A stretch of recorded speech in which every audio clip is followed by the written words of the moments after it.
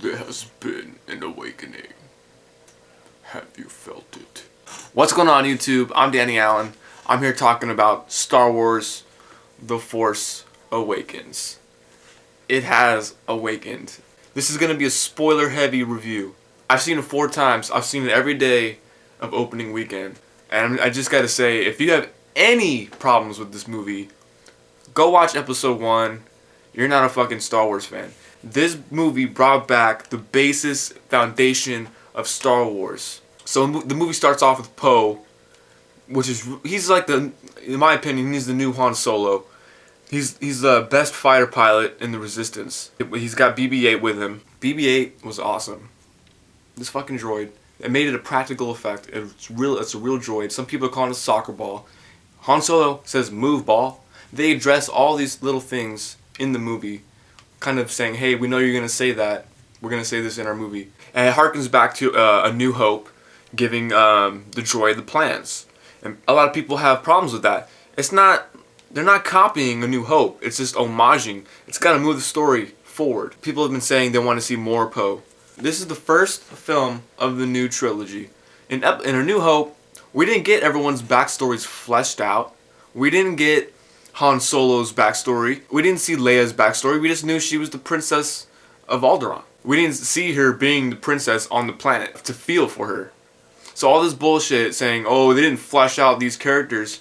Bro, this is the first movie of this new trilogy. Poe Dameron was fucking badass. This fool's taking out like TIE fighters, taking out stormtroopers on the ground at the same time. Badass. Rey's character, Rey Skywalker. This whole movie is about her awakening to the Force. You can just tell the parallels. Her on the desert planet, Anakin was on the desert planet, Luke on the desert planet. It's all symmetry. It all comes together in this new trilogy. Han Solo in this movie was fucking incredible. I thought Han Solo was gonna maybe just be in one scene with Leia.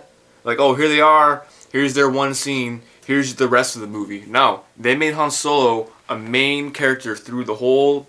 He was the plot device of the movies. Fucking Han Solo is taking on the Obi-Wan role of this movie. And people may not like how Han leaves this galaxy. Spoilers. Kylo Ren kills him, his own son. We'll get to Kylo Ren later. Han Solo was Han Solo. He was not Harrison Ford. I've seen Harrison Ford be Harrison Ford in interviews. I watched this movie. That was fucking Han Solo. Next up, Leia. We see Leia going back to her old ways. She's the general of the Resistance. Han and Leia were talking about how they went their own separate ways. Han went back to smuggling with Chewie, and we see Chewbacca. What's good? Fucking Chewie is the fucking shit. People complained that Leia didn't use the Force, or she didn't. What the fuck do you want? You want Leia to have a lightsaber and start fighting Kylo Ren? No. Go after Snoke? No. Fuck no. It's Leia. She always was kind of more in the military general aspect of it, the resistance, the rebellion. She wasn't on the battlefield. She was behind the scenes giving orders. That's just her place in this world, in this galaxy. We have Finn, stormtrooper turned resistance. I found it really interesting that they mentioned the clone army, because these stormtroopers are malfunctioning. They're taken from their families at a young age and programmed into the First Order. Finn was a sanitation. That's a big Clerks reference. It was his first battle, and he basically couldn't go through with it. He sees all these stormtroopers like slaughtering all these innocent villagers, and he doesn't understand why is he here? Why is he supporting these people? And that's what makes him snap out of it. Kylo Ren, oh, he's a wannabe Darth Vader. No, he wants to be better than Darth Vader. Kylo Ren may not know Darth Vader turned to the light side at the very end. That's why Kylo Ren says the light is calling to him. The light called to Vader, and eventually, in the end, he answered that call. Vader turned to the light side. But the only person that really knows he turned to the light side was Luke.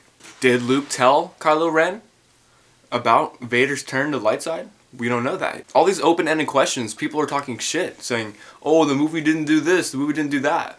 If you've left the movie with questions and wanting more, that is amazing. That's what the movie should have done. This is the start of a new trilogy. If you watch A New Hope, there's so many open-ended questions, but A New Hope also is a self-contained story. It has a beginning, middle, and end. This movie, The Force Awakens, does not have an ending. It's an open-ended ending. So this movie is not a remake. It has aspects of A New Hope because it's the start of a new trilogy and history repeats itself until they learn the lesson. Kylo Ren, back on Kylo Ren. Man, this dude is ruthless. So he's like force choking motherfuckers. He's freezing lasers. He's fucking beheading people in the first 5 minutes of the movie. He has more motivations than Vader. In New Hope, we don't know much about Vader. He's just he wouldn't even know he's a Sith at this point because the Sith wasn't even named until the prequels. He's just this guy in a mask trying to rule the galaxy. Kylo Ren, we find out, is Han Solo's son, which is very, very deep and dark, and it drives the plot along. Like I said, they can easily have had Han in one scene in the movie, and that would have been that. I'm calling it right now. Supreme Leader Snoke is Darth Plagueis. He's Darth Plagueis. You can see it's not canon that Darth Plagueis is immune, or a Mun, or however you say it. The name Darth Plagueis is canon. They can take whatever they want and apply it to this new Supreme Leader Snoke, who all Sith or Dark Side have an alias that they go by. Palpatine, aka Darth Sidious, the Emperor. We got Anakin Skywalker, Darth Vader. They all have their alternative names. Supreme Leader Snoke, just from the way he looks, he's big as shit. That was just a hologram. But if you look at Darth Plagueis, the cover of Darth Plagueis' book, I'll put it right here.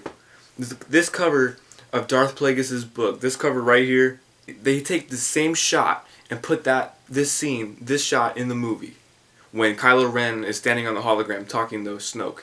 And some people say, "Oh, who is Snoke? He wasn't fleshed out." Motherfucker, the Emperor was not even fleshed out in the original trilogy. He was just some guy in a robe. He wasn't even in A New Hope. He was only a hologram in episode 5. So this is bullshit. All these people saying, "Oh, again, with the fleshed out characters." All these characters are going to be fleshed out. They were put where they needed to be for this movie to kickstart it. And it's fucking amazing. Guys, go back and watch this movie.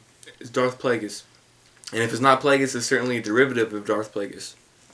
Just by the overall themes and tones. You see his face is gashed, meaning he's got history. Something's happened to him. And we'll find that out in episode 8. We got Captain Phasma making a couple of appearances in the movie. She didn't have a main story.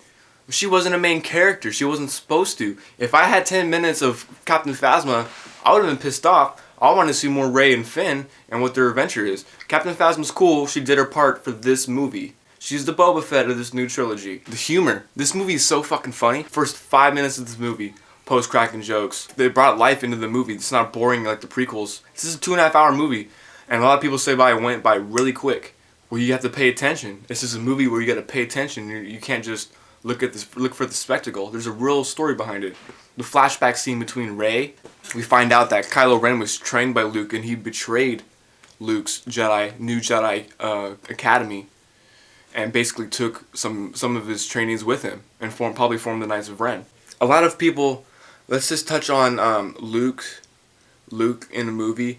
"Oh, where's Luke? He should have been in the movie more." This is not Luke's story. Luke was definitely a through line for the movie, but he is not the main character of this movie. Rey is the focus of this movie. She's on the center of the poster, okay?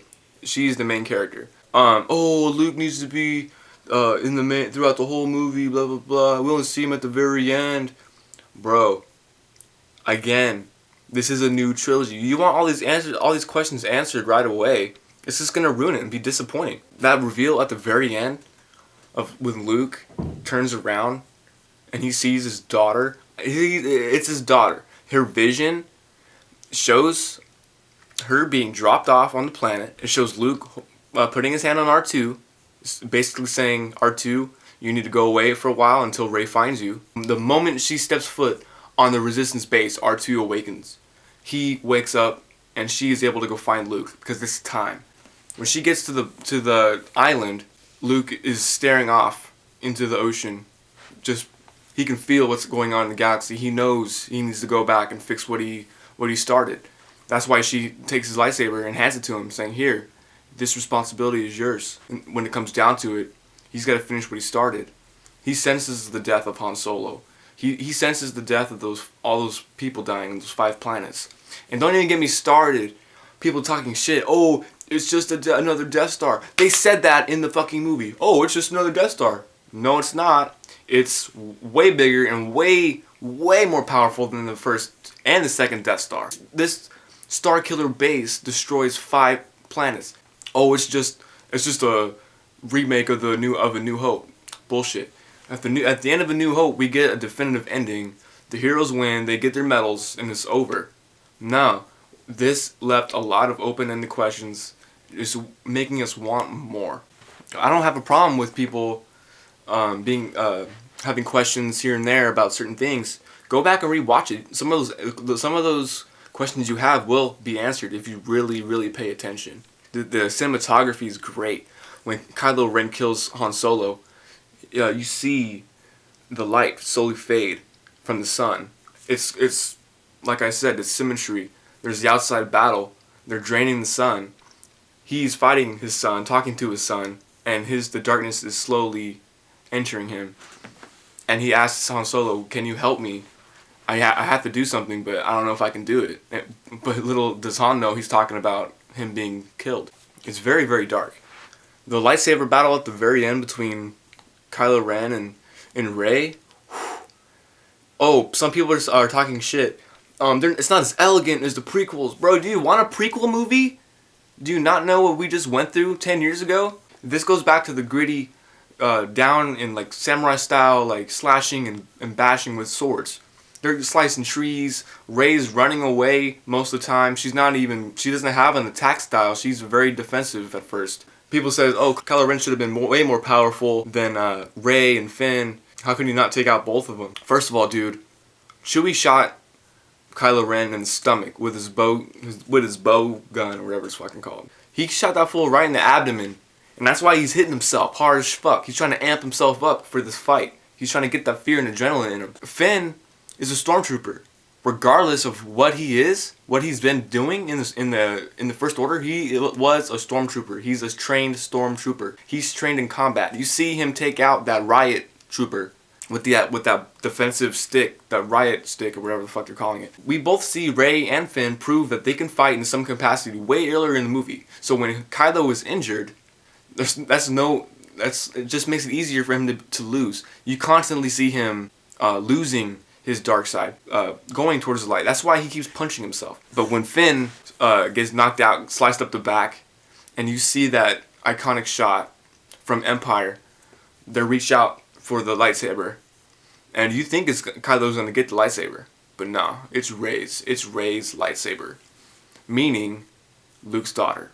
It's Anakin's lightsaber handed down to Luke, and Maz Kanata says, "And now it calls to you, daughter of Luke." It's blatantly obvious, people. Come on. I understand people want her to be someone else's daughter, but when people say, "Oh, she's still Han and Leia's daughter," bullshit. They went out of their way to say that Kylo Ren was their son. They would have clarified if they were brother and sister. It's an awesome addition to this new trilogy. A very good kickoff. J.J. Abrams did it. I can't believe he did it. In 2012, Disney announced that they bought Lucasfilm. That was the kickstart of my carbon freeze mentally, waiting for The Force Awakens. I've seen this movie 4 times so far, just from the opening weekend, and I already can tell all these little details. People watch it once, twice. They think they know every little thing about the movie. Really go and watch it in detail. I'm sure I'm gonna see this movie at least 20 more times. Maybe not in theaters, but I'll get it on Blu-ray. This movie is fucking amazing. Like I said, if you guys are disappointed, oh, it's just a remake of A New Hope, you guys are wrong. There's aspects of all the old trilogy movies in this movie. There's the iconic lightsaber in the snow. That's for Empire. There's Han dying. That harkens back to Obi-Wan dying in A New Hope. You get all these planets. You get an ice planet. You get a desert planet. And a forest planet. That's all 3 original trilogy planets in one movie. So how is this a remake? The only remake aspects of it is they're attacking a Death Star. What do you think the Resistance are supposed to do? What are they supposed to be fighting? They gotta be fighting something. Anyways, that's my spoiler review for The Force Awakens. Leave you guys' comments. I really want to know what you guys think of this movie. A majority of people really love it and really like it. Some people are disappointed. I don't know what they're expecting. They keep saying there's unanswered questions. If you watch each movie by itself, there's loads of unanswered questions in every Star Wars movie. And eventually, we get those questions answered. This is a new trilogy with new characters. I'm going to give Star Wars The Force Awakens a fucking 8.7 out of 10.